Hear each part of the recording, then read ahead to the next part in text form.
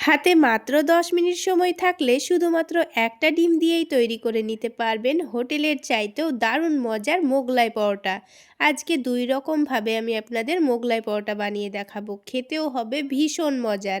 আসসালামু আলাইকুম বন্ধুরা, কিচেন বাঙালিয়ানা চ্যানেলে আপনাদের সবাইকে স্বাগত জানাই। তো এই মোগলাই পরোটাগুলো তৈরি করে নেওয়ার জন্য সবার প্রথমে আমি এখানে ১ কাপ পরিমাণ ময়দা নিয়ে নিচ্ছি। আপনারা চাইলে ময়দার পরিমাণ কমিয়ে অথবা বাড়িয়েও নিতে পারেন। এবার এখানে স্বাদ মতো লবণ দিয়ে দিচ্ছি আর একটু করে চিনিও দিয়ে দিচ্ছি। চিনি দিলে কিন্তু পরোটাগুলো খেতে দারুণ লাগবে। আর ২ চামচ মতো সয়াবিন তেল দিয়ে দিচ্ছি। এবার সব কিছুকে একটু ভালোভাবে মিশিয়ে নিতে হবে। তেলটাকে একটু ময়দার সঙ্গে ভালোভাবে মিশিয়ে নিতে হবে। তারপর যখন এটা মুঠো করব তখন খুব সুন্দর এরকম দলা পাকিয়ে আসছে। তো ময়দাটা খুব সুন্দর ময়ান দিয়ে নেওয়া হয়ে গেছে। এবার অল্প অল্প করে পানি দিয়ে একটা সফট ডো মেখে নিতে হবে। পানিটা কিন্তু একেবারে দিয়ে ফেলা যাবে না, তা না হলে ময়দাটা কিন্তু অনেকটাই নরম হয়ে যেতে পারে। তাই বারে বারে অল্প অল্প করে পানি দিয়ে ময়দাটা মেখে নিতে হবে। তো দেখুন ডোটা আমার মাখা হয়ে গেছে। ডোটা কিন্তু খুব বেশি শক্তও হয়নি, আবার অনেকটা নরমও হয়নি। এবার এটাকে ঢেকে 10 মিনিট মতো রেস্টে রেখে দিয়েছি। আমি এখানে যেহেতু একটা ডিম দিয়ে দুটো মোগলাই পরোটা তৈরি করে নেব, তাই এখানে পেঁয়াজের পরিমাণটা একটু বেশি করে নিয়েছি। তো এবার পেঁয়াজগুলোকে পাতলা পাতলা স্লাইস করে কেটে নিচ্ছি। তার সাথেই ধনেপাতাও কেটে নেব আর ঝালের জন্য কাঁচামরিচও কেটে নেব। আজকের মোগলাই পরোটা তৈরি করার জন্য কোনো রকম ঝামেলাই নেই। খুবই অল্প সময়ের মধ্যে খুব অল্প উপকরণেই বাড়িতেই তৈরি করে নিতে পারবেন। আর এর স্বাদ কিন্তু হোটেলের থেকেও কম হবে না। তো পেঁয়াজ, ধনেপাতা, কাঁচামরিচ কাটা হয়ে গেছে। এবার এখানে স্বাদ মতো লবণ দিয়ে দিচ্ছি আর তার সাথেই চাট মশলা দিয়ে দেব। হাতের কাছে চাট মশলা না থাকলে এখানে অল্প করে একটু লেবুর রসও দিতে পারেন, তাহলে খেতে দারুণ লাগবে।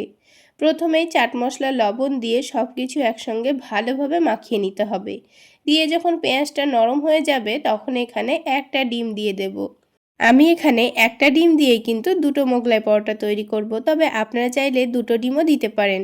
একটা ডিম দিয়েও কিন্তু দুটো মোগলাই পরোটা খুব সুন্দর তৈরি হয়েছে আর খেতেও কিন্তু দারুণ হয়েছে। তো দেখুন ডোটা কিন্তু 10 মিনিট রেস্টে রাখার পর আগের থেকে অনেকটাই নরম হয়ে গেছে।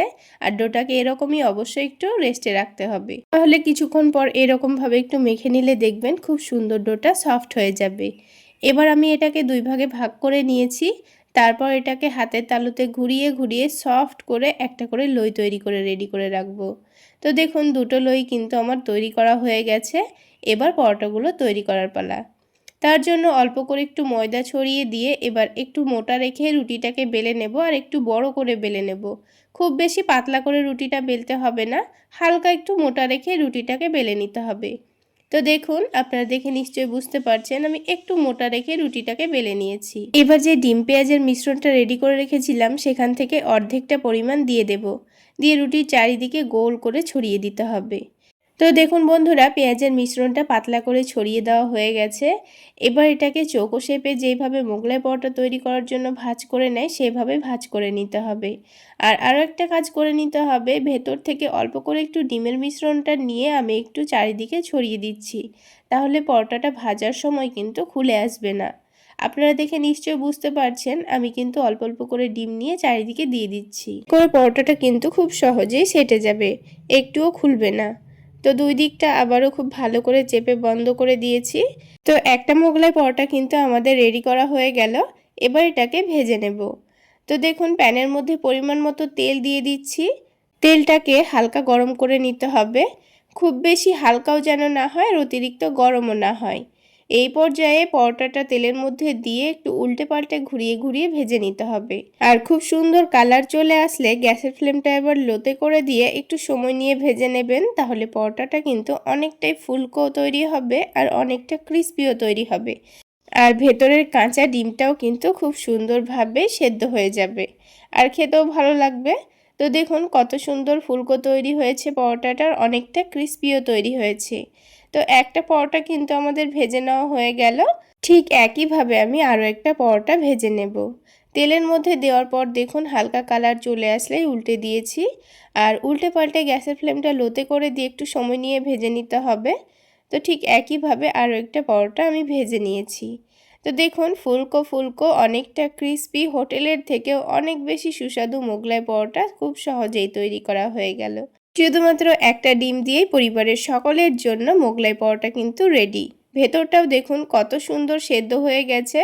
এবার আমি মোগলাই পরোটাগুলোকে টমেটো সসের সঙ্গে পরিবেশন করে নিচ্ছি।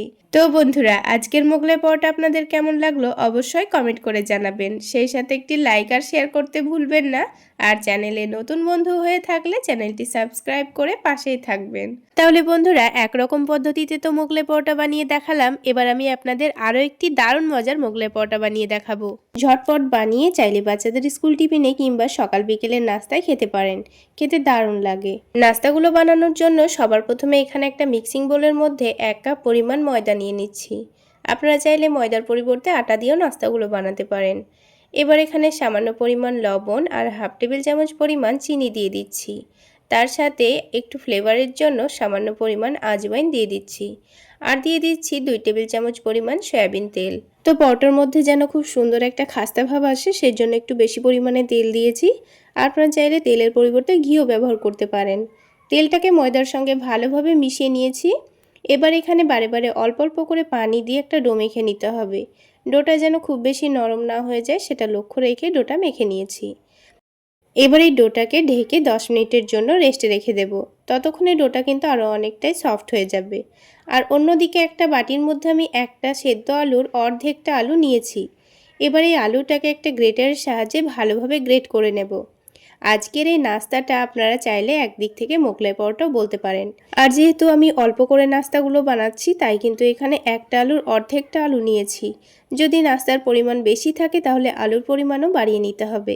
এবার অল্প একটু পেঁয়াজ কুচি দিয়ে দিয়েছি, ঝালের জন্য কাঁচামরিচ কুচি দিয়েছি, স্বাদ মতো লবণ, আর দিয়ে দিচ্ছি সামান্য পরিমাণ ভাজা জিরা গুঁড়ো, হালকা একটু কালারের জন্য সামান্য পরিমাণ হলুদের গুঁড়ো, সামান্য পরিমাণ দিয়ে দিচ্ছি গরম মশলা গুঁড়ো, তার সাথেই দিয়ে দিচ্ছি চাট মশলা।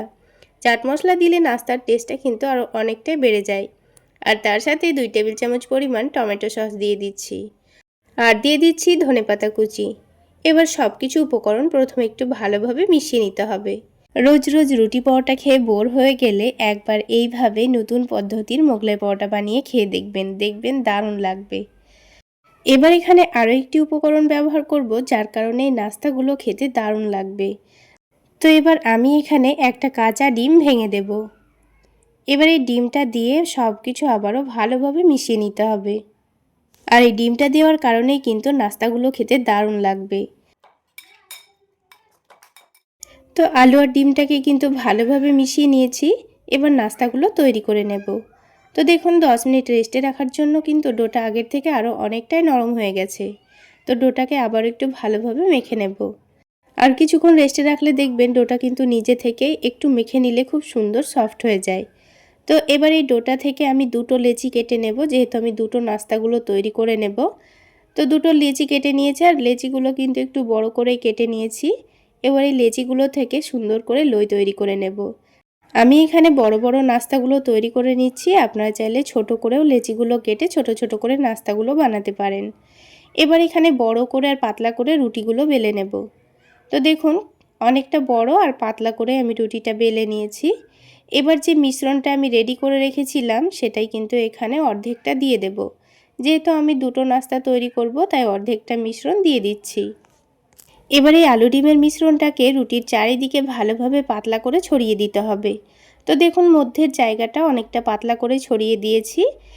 এবার এই পরোটাটাকে মোগলাই পরোটার মতো করে ভাঁজ করে নিতে হবে। তো তার জন্য দেখুন এক সাইডটা টেনে এনে এইভাবে রেখে দিচ্ছি, অপর সাইডটাও টেনে এনে এইভাবে মধ্যের জায়গাটায় রেখে দিয়ে আলুর পুরটাকে ভালোভাবে ঢেকে দিয়েছি। আর নিচে থেকে একটু করে ডিমের মিশ্রণ দিয়ে চারিদিকে লাগিয়ে দিচ্ছি। তারপর এটা ভালোভাবে ভাঁজ করে নেব, তাহলে কিন্তু আর এটা খুলে যাবে না ভাজার সময়। তো দেখুন একটা নাস্তা কিন্তু আমাদের তৈরি করা হয়ে গেল। এবার এই পরোটাটাকে আমাদের ভেজে নিতে হবে। তার জন্য প্যানের মধ্যে আমি পরিমাণ মতো তেল দিয়ে দিচ্ছি। তেলটা হালকা গরম হয়ে গেলে নাস্তাটা তেলের মধ্যে ছেড়ে দিয়েছি। এবার এই নাস্তাটাকে একটু সময় নিয়ে গ্যাসের ফ্লেমটা মিডিয়াম টু লোতে রেখে ভেজে নিতে হবে। কারণ আমি আলুর মধ্যে কাঁচা ডিম দিয়েছি, তাই একটু সময় নিয়ে আর গ্যাসের ফ্লেমটা লোতে রেখে ভেজে নিলে কিন্তু ভেতরের ডিমটা খুব সুন্দর ভাজা হবে। আর যদি হাই ফ্লেমে ভেজে নেন তবে পরোটার ওপরের দিকে খুব সুন্দর কালার চলে আসবে, কিন্তু ভেতরের ডিমটা কাঁচাই রয়ে যাবে। তাই গ্যাসের ফ্লেমটা মিডিয়াম টু লোতে রেখে একটু সময় নিয়ে ভেজে নেবেন। তাহলে কিছুক্ষণের মধ্যেই দেখবেন পরোটাটা খুব সুন্দর ফুলে উঠছে আর ওপরের দিকটা অনেকটাই ক্রিস্পি তৈরি হচ্ছে। তো দেখুন একটা পরোটা কিন্তু আমাদের ভাজা হয়ে গেছে। পরের পরোটাটাও ঠিক একইভাবে ভেজে নিয়েছি। আর আওয়াজ শুনেই বুঝতে পারছেন পরোটাটা উপর থেকে কতটা ক্রিস্পি হয়েছে। তাহলে বন্ধুরা আজকের এই পরোটা রেসিপি আপনাদের কেমন লাগলো অবশ্যই কমেন্ট করে জানাবেন। আর ভালো লাগলে একটা লাইক শেয়ার করে দেবেন। আর আমার এই সহজ রেসিপিগুলো যদি ইউটিউব চ্যানেল থেকে দেখে থাকেন চ্যানেলটি সাবস্ক্রাইব করে দেবেন। আর ফেসবুক পেজ থেকে দেখে থাকলে পেজটি ফলো করে দেবেন। এবার আমি পরোটাগুলোকে কেটে ছোট ছোট করে পিস করে নিয়েছি মোগলাই পরোটার মতো করে। আর টমেটো সসের সঙ্গে পরিবেশন করেছি। আর ভেতরের পুরটাও দেখুন কত সুন্দর সেদ্ধ হয়ে গেছে। তাহলে বন্ধুরা আজকে এই পর্যন্তই। সকলে অনেক বেশি ভালো থাকবেন, সুস্থ থাকবেন।